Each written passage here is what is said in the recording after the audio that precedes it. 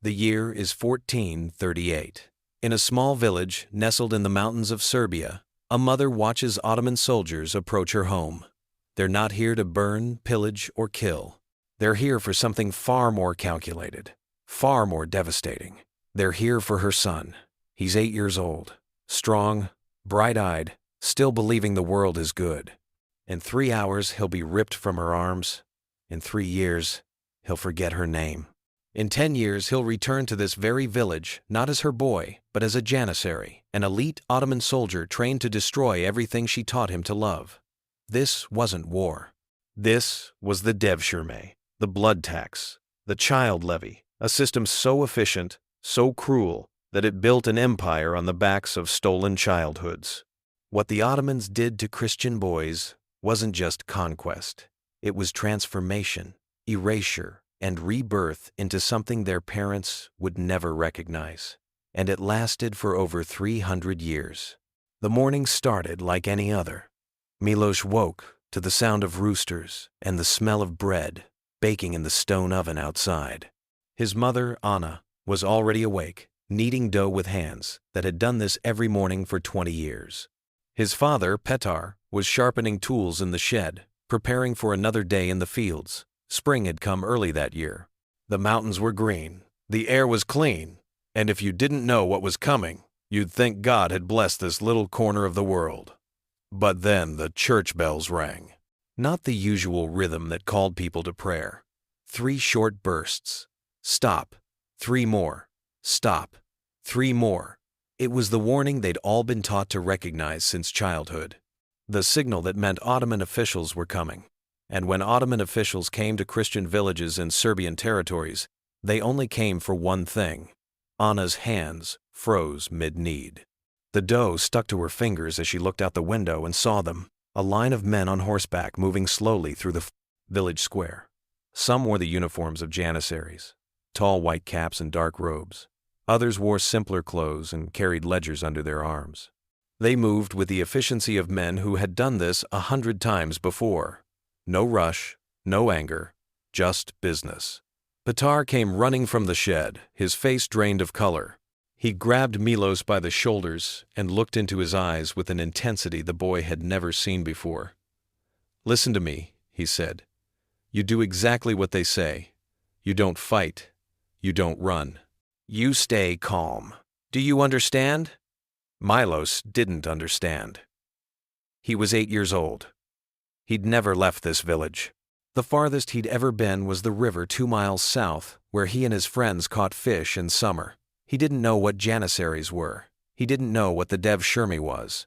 He didn't know that his father's fear wasn't for himself, but for what was about to be taken. The soldiers reached their house within an hour. One of them, a man with a thick beard and eyes that seemed to see through walls, knocked on the door. Not a violent knock, just steady, patient taps. Petar opened it. The man with the beard didn't introduce himself. He simply unrolled a scroll and began to read in accented Serbian. By order of Sultan Murad II, ruler of the Ottoman Empire and protector of the faithful, this household is subject to the DEVSHIRME levy. All male children between the ages of 8 and 18 are to be presented for inspection. Failure to comply will result in penalties for the entire village. Anna made a sound that wasn't quite a scream. More like a gasp that got stuck in her throat. She grabbed Milos and pulled him close, but Petar put his hand on her arm. "Let him go," he whispered. "If we resist, they'll burn the village." She knew he was right. Everyone in the village knew the stories. The towns that had fought back. The families that had hidden their sons. None of them had ended well. So she let go. She let go of her 8-year-old boy and watched as the man with the beard gestured for Milos to step outside. There were other boys already gathered in the square. Milos recognized some of them. Stefan, the blacksmith's son. Luka, who lived near the mill. Danilo, whose father had died the previous winter. 47 boys in total from this village and the 3 surrounding it. They stood in a line while the men with ledgers walked up and down, inspecting them like horses at a market. They checked teeth, looked at hands, asked questions in broken Serbian. "Are you healthy? Do you have brothers? Can you read?" Milos answered yes to the first question, yes to the second, no to the third. The man made a mark in his ledger. When the inspection was done, one of the Janissaries produced a length of rope and began tying the boys together at the wrists. Not tight enough to hurt, but firm enough that running would be impossible. Milos looked back at his mother. She was standing in the doorway of their house, her hand over her mouth, tears streaming down her face. His father stood beside her, one arm around her shoulders, his jaw clenched so tight it looked like it might break. Milos wanted to call out to them, wanted to say something, but his throat had closed up, and no words came. The last thing he saw as the soldiers led them out of the village was his mother collapsing to her knees in the dirt and his father catching her before she hit the ground. They walked for 30 days. 47 boys chained at the wrists, moving south and east through territories that shifted from Serbian to Bulgarian to Greek. Every few days they'd stop at another village, and more boys would be added to the chain. By the time they reached the outskirts of Constantinople, there were 213 of them. Some as young as 7, some as old as 17. All Christians, all taken. The soldiers fed them well. Bread, cheese, dried meat, sometimes fruit. Better food than most of them had eaten at home. It wasn't kindness. It was investment protection. Dead boys couldn't be trained. Sick boys couldn't fight. So they were kept healthy, kept moving, kept alive. At night, when they stopped to camp, the boys would huddle together and whisper. Some cried, some prayed, some just stared into the darkness and said nothing. Milos found himself next to Stefan, the blacksmith's son from the neighboring village. They'd met a few times at market days, but had never really spoken. Now they clung to each other like brothers. Stefan had a better memory than Milos. Every night he'd whisper the same things. My mother's name is Marija. My father's name is Nikola. I am from the village of Kruševac. I have 2 sisters, Anna and Elena. I will remember. I will remember. Milos tried to do the same. My mother's name is Anna. My father's name is Petar. I am from... But the name of his village was already getting fuzzy in his mind. Was it Kostor or Kosava? He couldn't remember. And that terrified him more than the soldiers, more than the chains, more than the endless walking. The idea that he might forget. On the 18th day of walking, one of the boys tried to escape. His name was Marco, a 15-year-old from somewhere in Bulgaria. He waited until the middle of the night, then somehow worked his wrists free from the rope and ran. He made it maybe 100 yards before the Janissaries caught him. They didn't kill him. That would have been a waste. Instead, they dragged him back to the camp, stripped him to his waist, and whipped him in front of all the other boys. 10 lashes. Enough to scar, not enough to cripple. Then they tied him back into the chain and continued walking. The message was clear. You can run, but you won't get far. And the cost of trying is pain. After that, no one else tried to escape. By the 25th day, some of the boys had stopped speaking their native languages altogether. They'd started using the Turkish phrases the soldiers taught them. Ekmek for bread, su for water, evet for yes. It was easier. The soldiers responded faster when you spoke their language, and slowly, without anyone noticing, the boys were beginning to change. On the 30th day, they saw it. Constantinople. The city rose from the horizon like something out of a dream. Massive walls that seemed to touch the sky, domes and minarets glittering in the afternoon sun. The Bosphorus Strait cutting through it like a silver blade.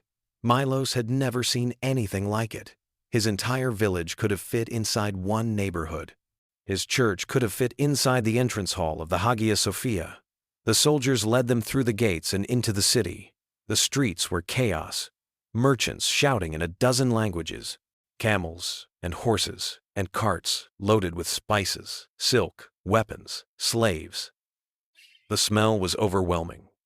Incense and sewage and roasted meat all mixed together.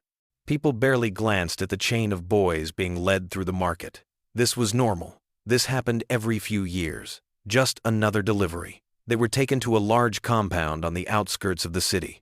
High walls, iron gates, guards at every entrance. Inside was a courtyard surrounded by long stone buildings. This was the Asemi Oglan Barracks, the training ground for boys who would become Janissaries. The first night, they took everything, every possession the boys had brought with them. Small wooden crosses, strips of cloth from their mother's dresses, stones from their village roads, all of it confiscated and thrown into a pile in the center of the courtyard.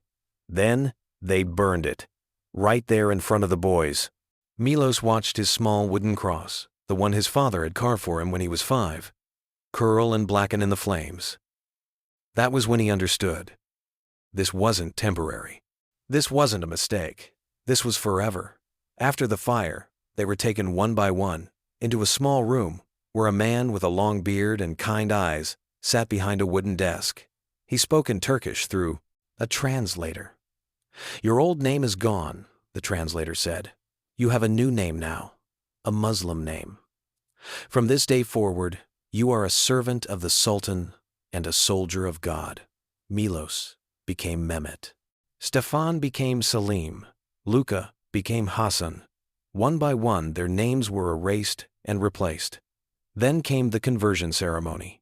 They were lined up in rows and told to repeat phrases in Arabic, phrases they didn't understand. Ashhadu an la ilaha illallah. Wa ashhadu anna Muhammadar Rasulullah. I bear witness that there is no God but God, and I bear witness that Muhammad is the messenger of God. Some of the boys refused. They were taken away. No one saw them again. Most of the boys, tired, scared, and desperate to avoid more pain, simply repeated the words. Milos, now Mehmet, repeated them. He didn't know what they meant. He just knew that saying them meant he could sleep. That night, lying on a thin mat in a room with 50 other boys, Mehmet whispered to himself, "My mother's name is Anna. My father's name is Petr. I am from..." But he couldn't remember the name of his village anymore. It was just gone. Like smoke. The training began the next morning. They woke before dawn to the sound of drums. Cold water was thrown on anyone who didn't move fast enough. They were lined up in the courtyard and taught their first lesson, obedience. A Janissary officer, a man with scars across his face and a voice like gravel, walked up and down the line. "From this moment," he said in Turkish, "you have no mother, no father, no family. Your only family is the core. Your only father is the Sultan. Your only purpose is to serve. If you understand, say Evet." The boys, still half asleep, mumbled Evet.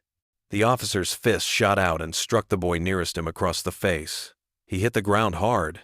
The officer didn't even look at him. Louder, he barked. "Evet," the boy shouted.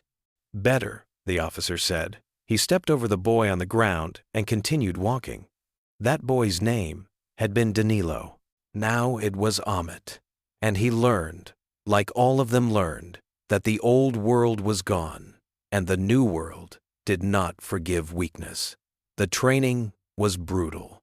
Every morning they ran, miles and miles, through the hills outside Constantinople until their lungs burned and their legs gave out.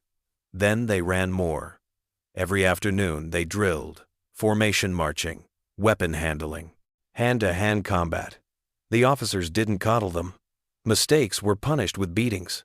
Slowness was punished with hunger. Weakness was punished with humiliation. But excellence was rewarded. The boys who performed well got extra food, better sleeping mats, praise from the officers. And slowly, the boys began to compete with each other. They began to want the rewards. They began to crave the approval of the men who had stolen them. Mehmet excelled. He was strong for his age, quick to learn, and smart enough to understand the system. Do what you're told. Don't complain. Don't stand out too much, but don't fade into the background either. Be good enough to be noticed, not good enough to be resented. By the end of the first year, he'd been moved to an advanced training group. By the end of the second year, he could speak Turkish fluently. By the end of the third year, he couldn't remember his mother's face. He remembered that her name was Anna. He remembered that she used to bake bread in a stone oven. But when he tried to picture her face, there was just a blur, a shape, nothing solid. It terrified him at first. Then it didn't. Then he stopped, trying to remember. Stefan, now Selim, didn't adapt as well. He kept speaking Serbian in the barracks at night, kept whispering the names of his sisters, kept praying to the Christian God in the corner when he thought no one was watching. The officers noticed. They always noticed. One night, Mehmet woke to the sound of struggling. 2 Janissary officers were dragging Selim out of the barracks. He was kicking, screaming in Serbian. They took him away. The next morning at formation, the officer with the scarred face addressed them. "One of your brothers thought he could hold on to his old life," the officer said. "He thought his old God would protect him. He was wrong. He's been reassigned to labor duties in the palace. You will not see him again. Let this be a lesson. The past is dead. Only the future matters." Mehmet felt something twist in his chest. Something that might have been guilt or sadness or loss. But he crushed it. He stood at attention, eyes forward, and said nothing. Because that's what survivors did. The years blurred together. Combat training, Islamic theology, Turkish literature, military strategy. They weren't just being trained to fight. They were being trained to think like Ottomans, to see the world through Ottoman eyes, to believe that the empire was not their enemy, but their salvation. And it worked. By the time Mehmet turned 15, he believed it. He believed that his life in that Serbian village had been small, ignorant, worthless. He believed that the Sultan had saved him from a life of poverty and given him purpose. He believed that serving the empire was the highest honor a man could achieve. The psychological transformation was complete. The scared 8-year-old boy who'd been torn from his mother's arms was gone. In his place stood a disciplined, loyal, deadly soldier who would die for the Sultan without question. At 18, Mehmet took his oath as a full Janissary. He knelt in the courtyard where 10 years earlier they'd burned his wooden cross. He placed his hand on a Quran and swore allegiance to the Sultan, to the empire, to God. Then he was given his uniform. The tall white cap, the long robe, the curved sword. He looked at himself in a polished shield and barely recognized the reflection. He'd grown tall, his shoulders had broadened, his face had hardened. He looked like the Janissaries who'd taken him from his village a decade earlier, and he felt proud. A week later, his unit received orders. They were being sent north to raid villages in Serbian territory, to collect the next round of DEVSHIRME boys, to do to other children exactly what had been done to them. Mehmet didn't hesitate. He didn't question. He simply gathered his weapons and prepared to march. When the list of target villages was read aloud, he recognized one of the names, his village, or what had been his village. He couldn't quite remember anymore. The march north took 3 weeks. When they crossed into Serbian territory, Mehmet felt nothing. No nostalgia, no recognition, just focus on the mission. They reached his village on a spring morning. It looked smaller than he remembered, poorer. The church was still there, but the roof had partially collapsed. The houses looked older, more worn. Time had not been kind. The villagers gathered in the square when the Janissaries arrived. Mehmet's unit began the inspection process, checking boys, marking ledgers, preparing the chains. Mehmet walked through the crowd with detached efficiency. That's when he saw her, an old woman, thin, bent, with gray hair and hands that trembled as she clutched a shawl. She was staring at him with wide eyes, her mouth slightly open.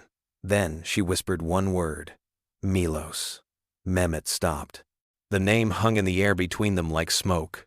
He looked at her face, searched for something familiar, and for just a moment, just a flicker, he saw it. The shape of eyes he used to know, a shadow of a face he used to love. His mother, 20 years older. 20 years of waiting, 20 years of grief, carved into every line on her face. She stepped toward him, reaching out with shaking hands. Milos, she said again, louder this time. My son, is it you? The other villagers were watching now. The Janissaries in his unit had paused their work. Everything had gone still. Mehmet looked at this old woman, at the hope and desperation in her eyes, at the way her hands reached for him like she was drowning and he was air, and he felt nothing. "You are mistaken, old woman," he said in Turkish. Then, in heavily accented Serbian, "I do not know you." She made a sound that was somewhere between a sob and a gasp. Her hands fell to her sides. Tears streamed down her face. "But you," she said, "you have his eyes. You have my son's eyes." "Step back," Mehmet said. "You're interfering with official business." A young man pushed through the crowd. Mehmet's younger brother. He'd been 6 when Mehmet was taken. Now he was 16, and he was furious. "That's him," the young man shouted. "That's Milos, our brother. You took him, and now he comes back wearing their clothes, speaking their language. You turned him into one of them." The young man lunged forward, reaching for Mehmet's sword. Mehmet reacted on instinct. He grabbed the young man's wrist, twisted it behind his back, and forced him to the ground in less than 2 seconds. Perfect technique, exactly as he'd been trained. The young man struggled, but he was no match for a Janissary. Mehmet held him there, face pressed into the dirt, while the old woman screamed. "Let him go," she begged. "Please. He's all I have left." Mehmet looked down at his younger brother, felt the boy's pulse racing under his grip, heard his mother's sobs, and felt absolutely nothing. He released the boy and stepped back. "If you interfere again," Mehmet said coldly, "you'll be charged with assaulting an Ottoman soldier. The penalty is death." He turned away from them and returned to his unit. The inspection continued. They selected 42 boys from the surrounding villages. One of them, an 8-year-old with dark hair and frightened eyes, reminded Mehmet of someone, but he couldn't quite place who. They chained the boys together and prepared to march. As they left the village, Mehmet didn't look back. He didn't need to. There was nothing behind him worth remembering. His mother stood in the road long after the soldiers had disappeared over the hill. She stood there until the sun set, and neighbors came to bring her inside. She would stand in that road every day for the next 17 years, waiting for a son who would never come home. She died in 1465, still waiting, still hoping, still praying to a God who seemed to have stopped listening. The DEVSHIRME system continued for another 250 years. It operated with ruthless efficiency, from the 1,380 seconds until the early 1700s. At its peak, under Sultan Suleiman the Magnificent, the system collected thousands of boys every 3 years from territories stretching across the Balkans, Anatolia, and the Caucasus. Over the centuries, more than 200,000 Christian boys were taken from their families and transformed into Ottoman soldiers. But here's what makes the system truly brilliant and truly terrifying. It worked. The Janissaries became the most feared military force in Europe. They conquered Constantinople. They reached the gates of Vienna. They crushed armies 3 times their size. And they did it all with perfect loyalty, because the system didn't just train soldiers. It created men who had no other identity, no other home, no other purpose. For many boys, the DEVSHIRME wasn't a tragedy. It was an opportunity. Families living in poverty saw it as a ticket to power. Some parents actually volunteered their sons, hoping they'd rise through the ranks and bring wealth back to the family. Because the truth is, some DEVSHIRME boys did rise. Some became pasha, governors of provinces. Some became viziers, advisors to the sultan. A few even became grand viziers, the second most powerful position in the entire empire. Ibrahim Pasha, one of the most powerful men in Ottoman history, started as a DEVSHIRME boy from Greece. Sokolu Mehmed Pasha, who served as Grand Vizier under 3 sultans, was taken from a Serbian village just like Milos. These men weren't exceptions. They were proof that the system worked exactly as designed. Take boys young enough to reshape, train them to be loyal, give them power, and watch them build an empire for you. But the system had a flaw. The Janissaries became too powerful. By the 1600s, they weren't just soldiers, they were kingmakers. They decided which sultans lived and which ones died. They controlled trade. They demanded higher pay, better treatment, more privileges. And when they didn't get what they wanted, they rioted. In 1622 they murdered Sultan Osman II for trying to disband them. In 1703 they forced Sultan Mustafa II to abdicate. They'd gone from being the empire's greatest weapon to being its greatest threat.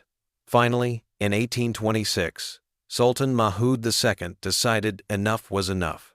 He offered the Janissaries a choice: modernize and accept new military reforms, or be disbanded. The Janissaries refused.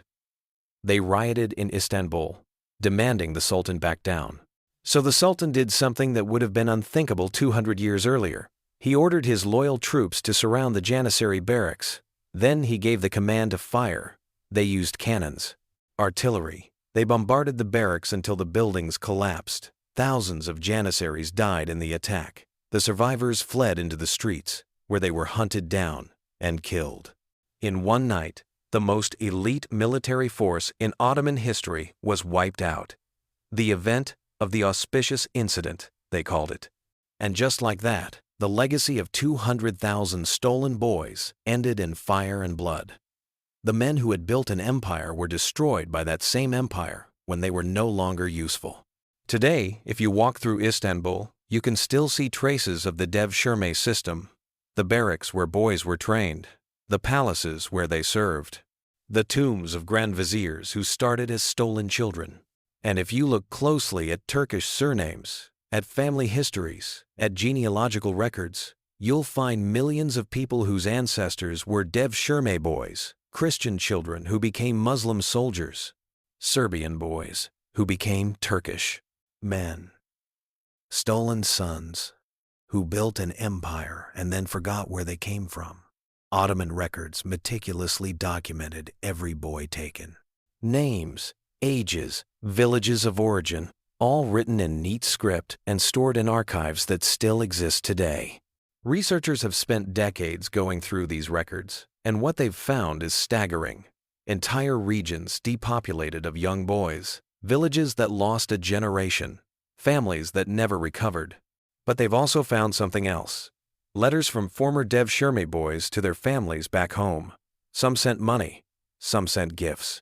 Some tried to maintain connections to the world they'd left behind. These letters are heartbreaking because they reveal the psychological split these men lived with.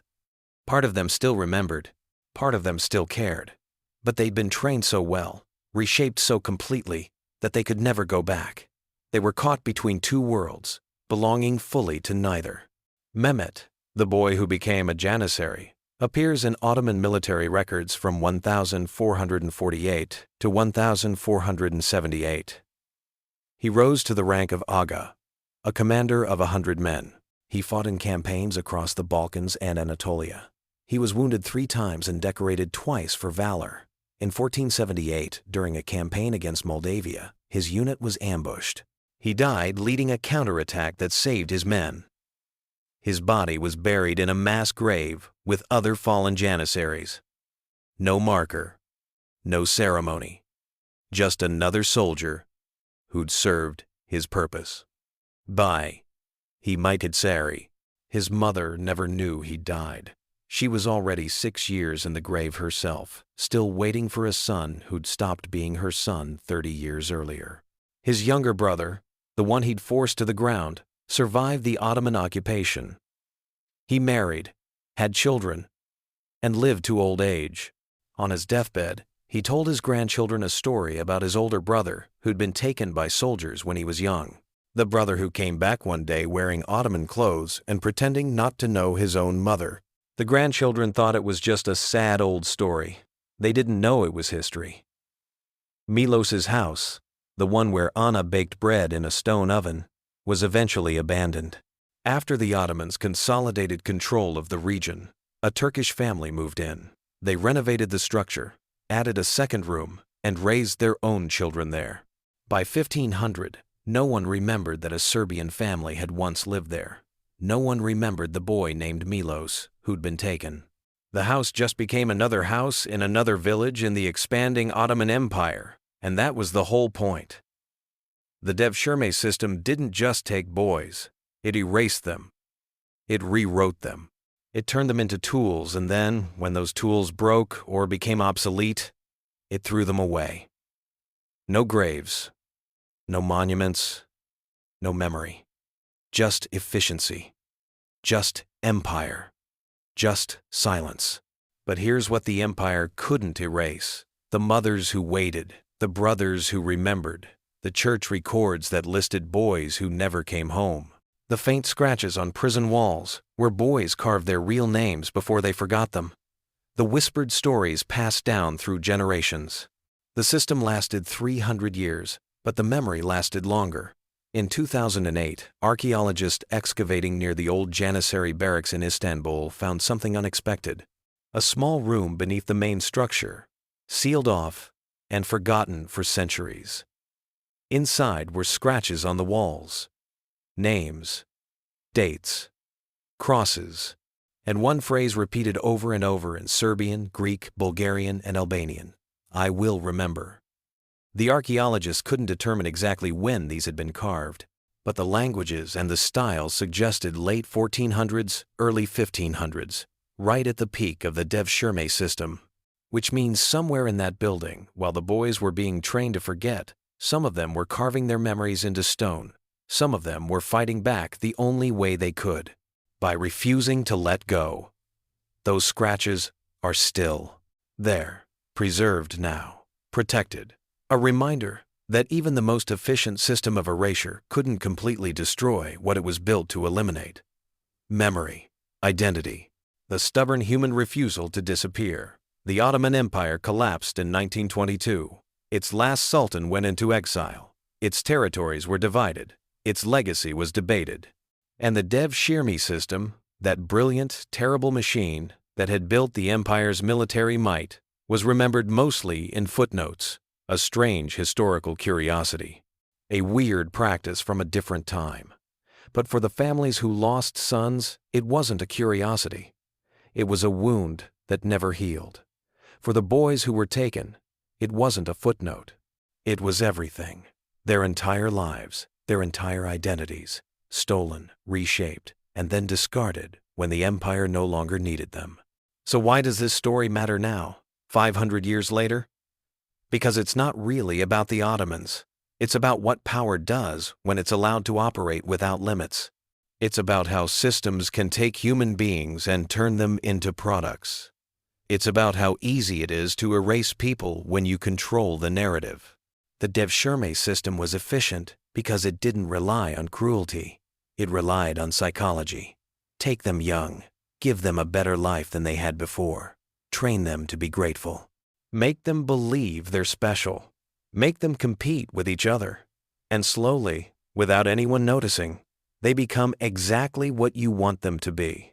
That's not ancient history. That's a blueprint. And if you think that sounds familiar, if it reminds you of how certain systems still operate today, you're paying attention.